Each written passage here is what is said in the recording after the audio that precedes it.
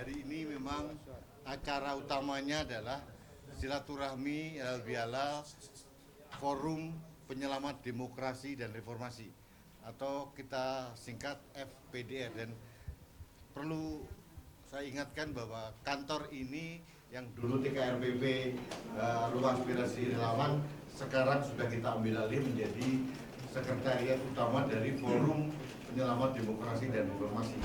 Dan saya ingatkan juga ketua Dewan Pengarah dari FPDR ini adalah beliau Laksamana TNI Bintang Sunda, ketua umumnya adalah Bapak Marsikal TNI Purnawirawan Agung Supriyatna, saya sebagai Sekjen Rudi Eskamri, dan ada beberapa dewan pakar di forum ini, salah satunya Dr. Subari, Profesor Ika Rusha Bakti, Profesor Hendri Subiakto, dan banyak hal.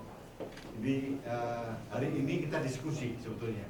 Topik utamanya adalah kita ingin bersama berdiskusi menyikapi prediksi keputusan MK yang akan dilakukan tanggal 22 April 2024 yang ada.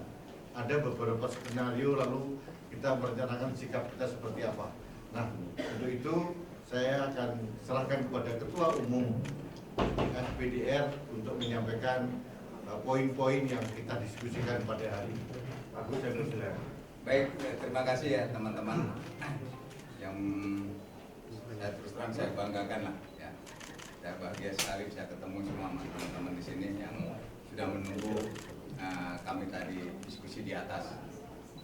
Ini semua dasarnya sebelum naik ke atas kita semua pasti lihat di sini kan. Bagaimana mereka supaya ada tulisan tidak melawan lupa itu ya. Bagaimana perjuangan reformasi ya para mahasiswa dulu untuk membentuk demokrasi kita seperti saat ini. Nah, demokrasi ini kan sudah berjalan ya, mulai dari tahun 2004 sudah mulai berjalan sampai sekarang. Nah, ternyata ini mau luntur dan mungkin juga mau rusak.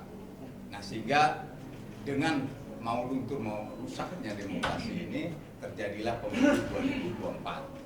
Nah, pada saat pemilu 2024, nah kita ini hasil diskusi, hasil pemantauan kita segala macam, ini terjadi segala sesuatu yang jelas-jelas ini jelas merusak demokrasi. Ya, akhirnya diajukanlah ke MK.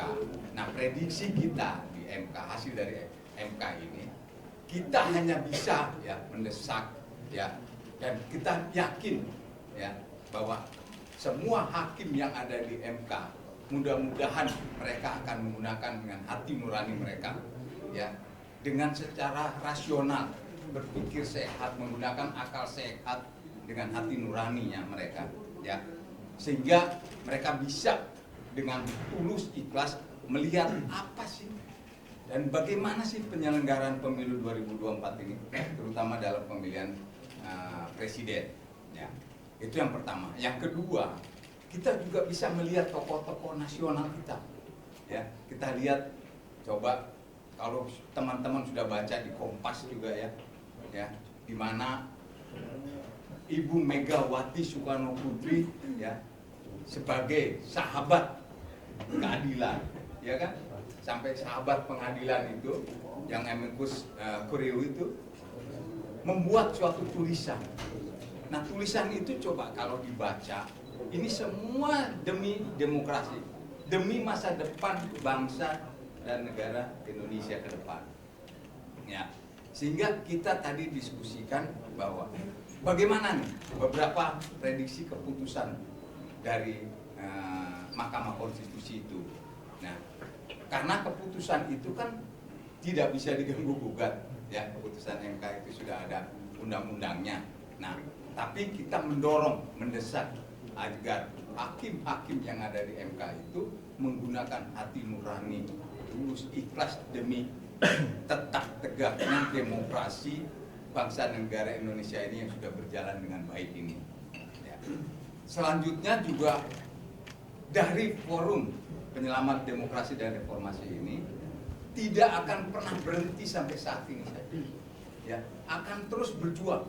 Apapun keputusan dari MK, kita akan tetap berjuang demi demokrasi ini.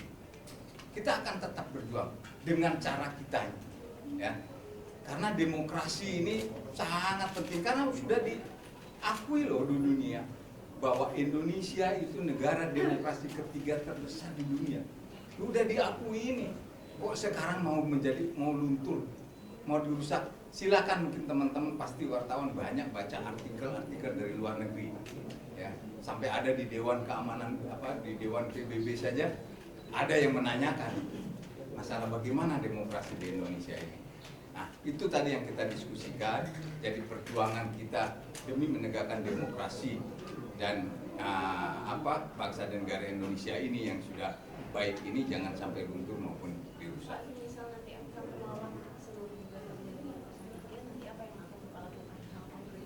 Kita akan lihat, kita tetap akan bersuara. Ya, kita akan mengadakan acara-acara ya yang jelas. Asa MK tidak menggunakan hati nurani dari ini tuh bukan kita saja loh ya. Kita lihat akademisi, para guru besar, para rektor, para tokoh nasional, budayawan, semua coba kalau kita teliti satu persatu, kita pahami, kita analisa, begitu banyak sekali sebetulnya. Hanya karena apa? Karena tidak punya kekuasaan apa-apa, hanya bisa menyuarakan. Nah, penguasa ini dia bisa menggunakan dengan apa saja. Ya. Contoh kalau ada orang yang keras berbicara begini-begini, dicarilah. Ya, apa saja dicari, kesalahan-kesalahannya dicari gini. Nah, ini yang merusak demokrasi. Pak, mungkin keputusan dari MK, kan masih tanggal 22 Pak, mungkin apakah dari FPDR apakah mengajukan amicus curiae saudara juga? Apa yang sudah diajukan mereka, kita juga sudah membuat menyusun. Ya. Jadi ada nanti 4 poin yang kita akan sampaikan juga ke sana. Oh, berarti akan ada amicus curiae baru dari FPDR-nya? Iya, betul. Kapan kira-kira Pak? Karena kan tanggal ini kan semakin dekat. Ya, kita akan lihat ya setelah kita diskusikan tadi, banyak yang kita koreksi lagi, kita perbaiki ya, dan kita akan sampaikan ke sana. Ini ada pertanyaan lain? Jadi teman-teman ya, bahwa kita menghormati keputusan MK, itu final and binding. Tapi sebagai rakyat, sebagai warga negara, sebagai pembayar pajak, kita tetap boleh bersuara, mengomentari kan? Itu hak kita, hak demokrasi kita. Jadi kita istilahnya berharap yang terbaik kepada MK, tapi juga kita juga menyiapkan langkah-langkah kalau mereka akhirnya menolak gugatan, karena memang waktu yang diberikan oleh undang-undang kepada MK hanya 14 hari kerja, namun sangat terbatas. Kita menyadari hal itu, tapi apapun keputusannya itu adalah keputusan dan akan menentukan arah kebangsaan kita kemana ke depan. Dan saya masih mempunyai kepercayaan bagi MK ini, kan awal mula masalah kan di MK sebetulnya kalau begitu.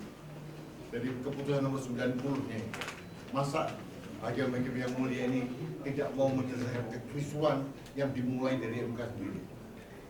Ini MK mau merobohkan pilar-pilar yang 9 pilar itu atau akan menegakkan kembali, itu tergantung pada keputusan tanggal 22 April nanti. Itu yang sikap kami tegas ke arah sana. Kita mudah-mudahan marwah MK kembali baik. Ya. Mungkin ada lagi dari Prof. Ikrar mungkin yang disampaikan. Prof, nanya boleh nggak, Pak? Pak Ikrar mana? Pak Ikrar. Seandainya ditolak. Pak Ikrar, mendampingi kita, beliau ketua Dewan Pakar. Jadi kalau mau pertanyaan, Profesor Ikrar lebih banyak bisa menjawab. Kalau ada pertanyaan.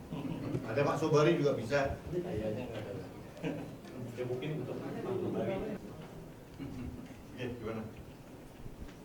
Ada pertanyaan dari Mas? Ya, Prof. Ikrar, apa terkait dengan keputusan Indonesia? Ya, yang jelas ya, apapun keputusan MK ya, tentunya gerakan untuk memperbaiki demokrasi Indonesia itu jangan sampai mati. Ya.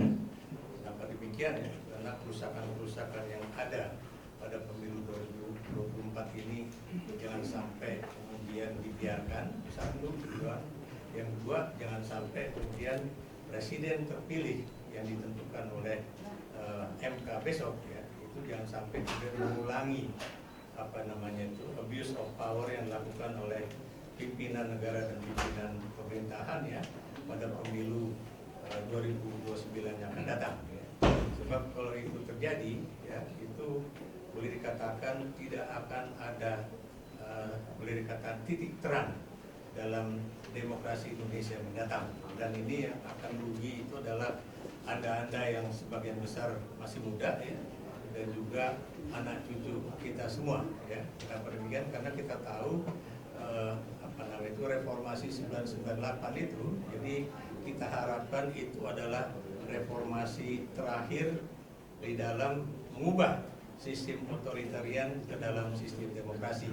Tapi kita tidak mempersiapkan diri bahwa seorang presiden yang terpilih dengan cara-cara demokratis itu bisa menjadi orang yang membunuh demokrasi Indonesia itu sendiri ya. Dan ini terjadi, bukan cuma terjadi di Jerman pada masa Hitler, tapi ini juga terjadi pada masa Joko Widodo ya, yang terpilih secara demokratis. Dan kita juga tidak menyangka bahwa seorang yang kemudian didukung oleh sebuah partai politik ya, itu kemudian menjadi orang yang bukan cuma mengkhianati partainya sendiri ya, tapi juga mengkhianati masa depan demokrasi Indonesia, bangsa, bahkan mengkhianati bangsa dan negara Indonesia ya, untuk bisa membangun Indonesia sebagai negara yang boleh dikatakan terbesar nomor 3 di dunia yang bisa menjalankan demokrasi secara baik. Jadi itu saja ya, mudah-mudahan Anda sebagai insan pers ya, baik itu media televisi, radio ataupun online ataupun media cetak, itu juga jangan berhenti untuk menyuarakan kebenaran, karena kebenaran yang hakiki itu tentunya pasti akan bisa kita temui ya, entah pada masa 5 tahun yang akan datang atau pada masa yang setelah itu. Maka demikian, janganlah kita berhenti untuk memperjuangkan demokrasi Indonesia yang benar-benar demokratis ya. Janganlah kita berhenti untuk kemudian meniadakan nepotisme kembali marak di Republik Indonesia yang kita cinta ini. Itu aja, terima kasih. Terima kasih Pak. Saya kira sudah Bapak. Terima kasih semuanya. Terima kasih. Dibantu selamatkan demokrasi Indonesia. Oke, terima kasih.